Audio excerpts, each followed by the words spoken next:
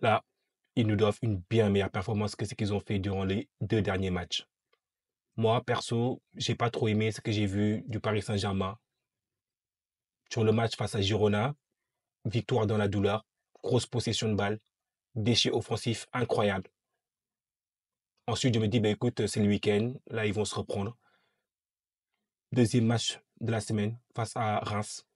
Et quelle performance désastreuse, une nouvelle fois, du Paris Saint-Germain. Un système tactique illisible, incompréhensible de la part de Luis Enrique. Rotation d'effectifs, gestion désastreuse parfois exactement à certains postes durant le mercato, notamment au poste de latéraux. On est obligé de faire jouer Warren Zaïre-Emery au poste d'arrière droit. Beraldo qui est catastrophique sur le couloir gauche. On insiste.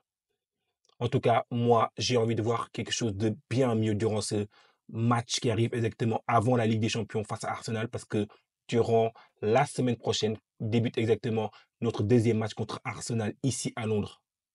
Et franchement, il faut envoyer un signal. Et ce signal-là, il faut l'envoyer maintenant. Bonjour la team, bienvenue sur la chaîne Parisienne Football, content que vous soyez de plus en plus nombreux à suivre la chaîne. Merci beaucoup pour tout l'amour et le soutien que vous donnez à la chaîne.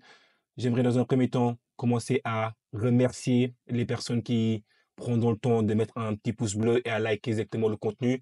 Merci beaucoup à vous tous pour tout le support et l'amour que vous donnez à la chaîne Parisienne Football. Et du coup, sans plus autant tarder, on va rentrer dans le vif du sujet parce que là, il y a un match important entre le Stade Rennais et le Paris Saint-Germain, plutôt le Paris Saint-Germain contre le Stade Rennais, car le match aura lieu au Parc des Princes. Donc, du coup, c'est un adversaire qui, le Paris Saint-Germain a tendance à avoir beaucoup de mal à jouer. C'est un peu, parfois, notre bête noire en Ligue 1. Beaucoup de victoires, certaines victoires exactement qu'ils ont obtenues récemment. Donc, du coup, il va falloir être sérieux.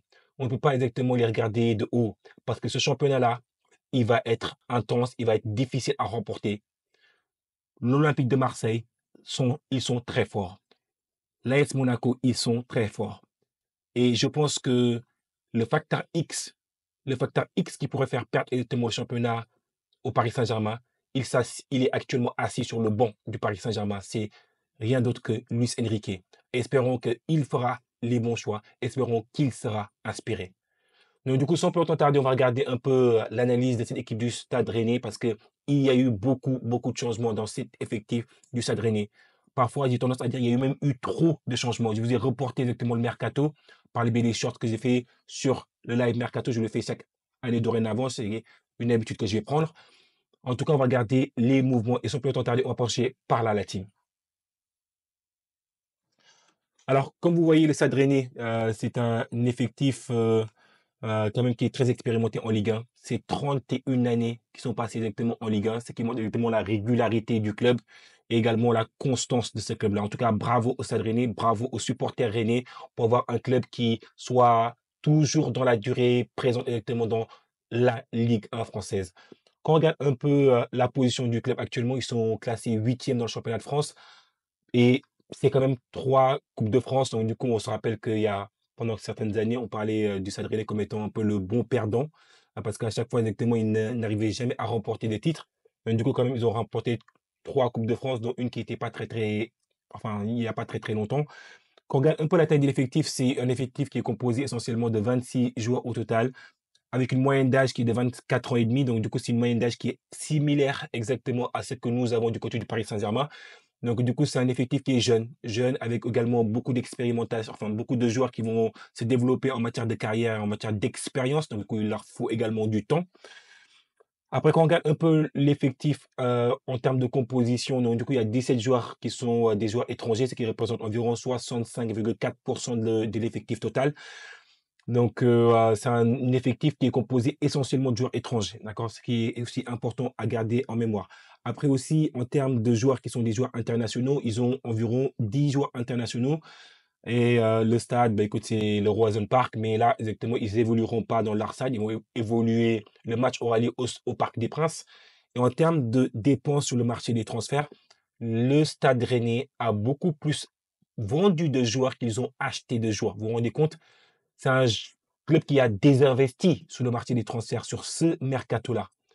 Ils ont vendu exactement pour beaucoup, mais également ils ont également dépensé, mais ils n'ont pas dépensé autant qu'ils ont acheté, autant qu'ils ont vendu, pardon. Donc du coup, quand on regarde un peu aussi la valorisation, du club, elle est valorisée exactement à hauteur de 197 millions, on va arrondir ça.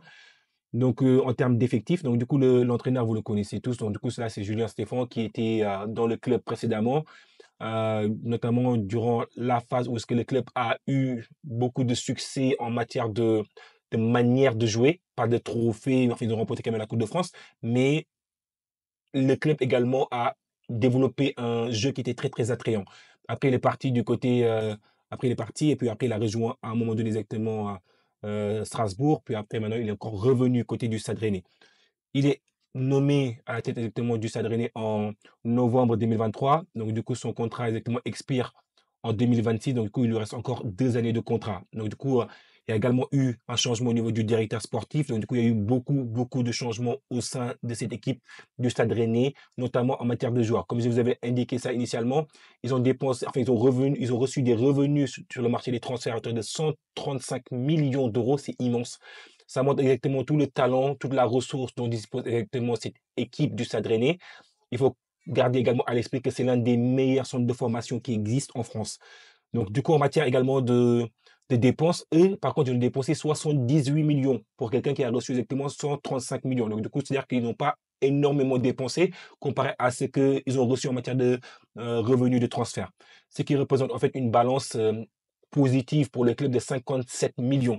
Donc, du coup, quand on me dit oui, la famille Pinot dépense, non, elle ne dépense pas tant que ça. Sur ce marché des transferts-là, elle a plus reçu qu'elle a dépensé sur le marché des transferts. Elle a plus désinvesti qu'elle a investi sur le marché des transferts.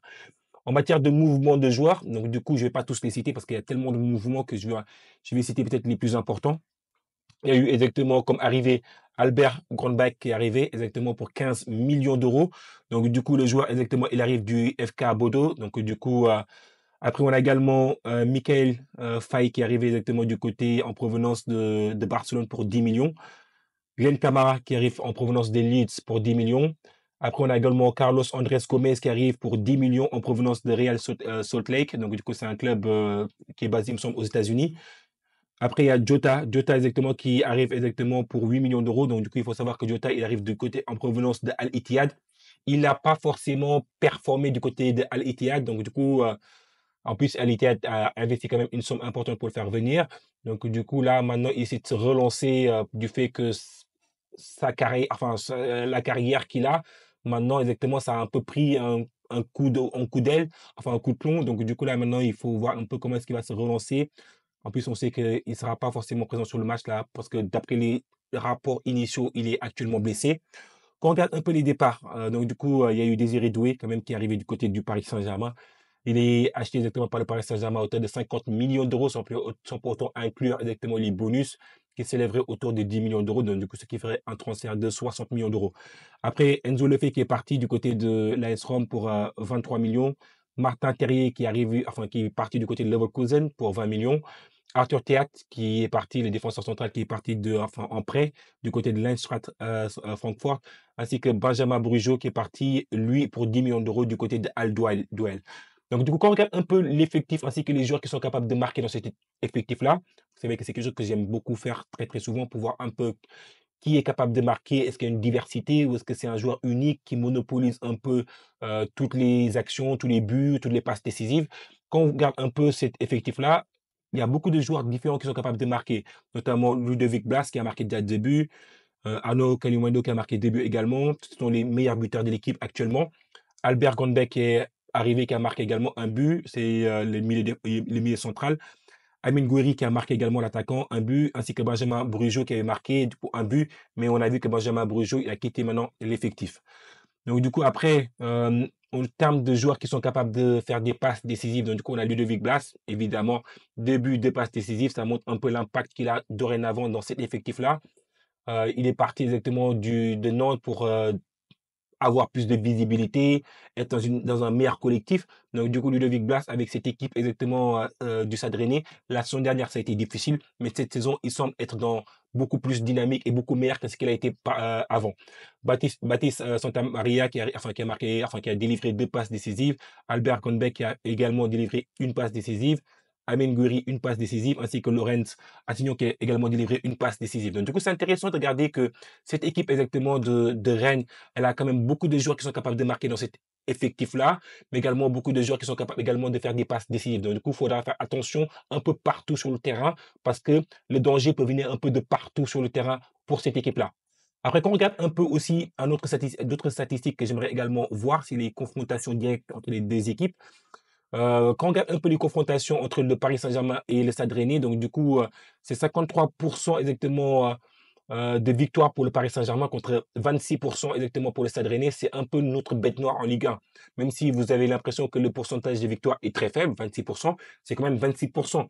Et en matière de match nul, on a également fait 21% de match nul. Donc du coup, ce qui fait que quand tu mets tous les chiffres-là à côté, on est quasiment à 47% de soit il y a victoire de Rennes, soit éventuellement il y a match nul. Donc du coup, c'est-à-dire qu'on a des 53% de victoire.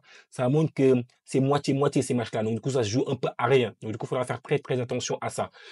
Après, quand on regarde aussi la forme du moment, le Paris Saint-Germain a une bien meilleure forme que cette équipe du Stade Rennais.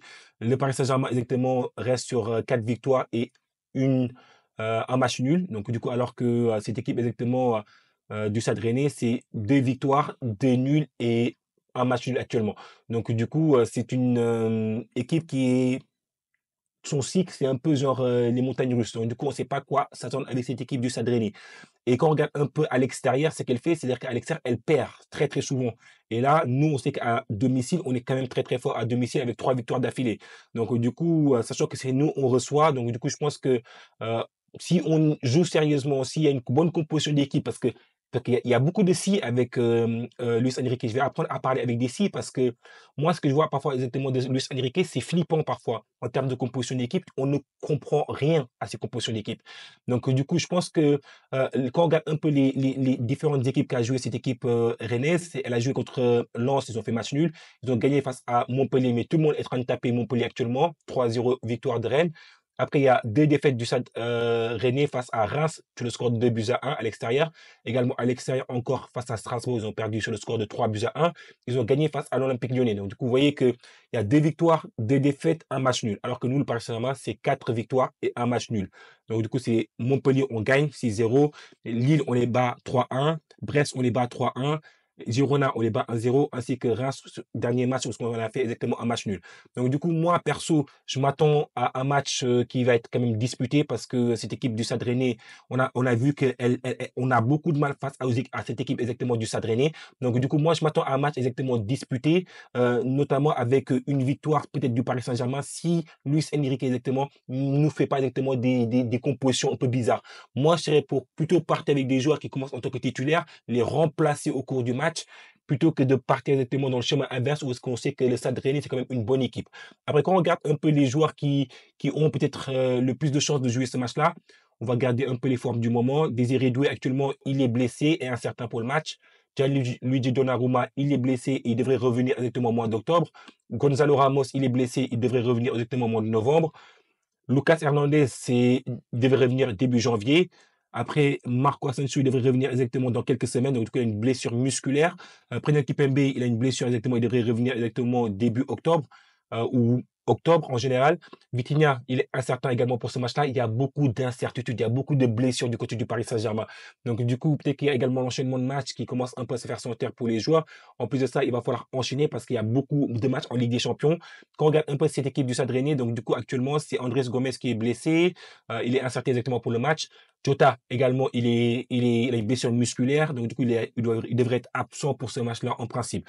Donc du coup, et les meilleurs buteurs actuellement des équipes, c'est Ousmane Dembélé d'un côté avec 4 réalisations, 2 passes décisives, et de l'autre côté, du côté du Stade Rennais, on a Blas qui a fait exactement 2 buts, 2 passes décisives, comme je vous ai expliqué avant. Et les deux joueurs ont joué 5 matchs chacun.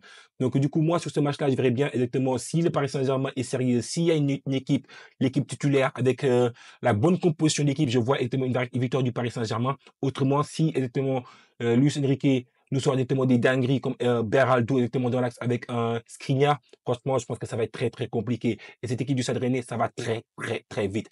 Donc, du coup, si on est sérieux, je pense qu'il y a une victoire exactement difficile, mais victoire quand même pour le Paris Saint-Germain. Moi, je verrais bien un petit 2-1, 3-1. Vous, n'hésitez pas à me dire ce que vous pensez exactement de mes pronostics. Qu'est-ce que vous en pensez? Qui vous pensez-vous qui va gagner ce match-là et sur quel score? Lâchez-moi ça en commentaire. Merci beaucoup la team. À très très bientôt. On se donne rendez-vous après pour le débrief du match. Ciao, ciao la team.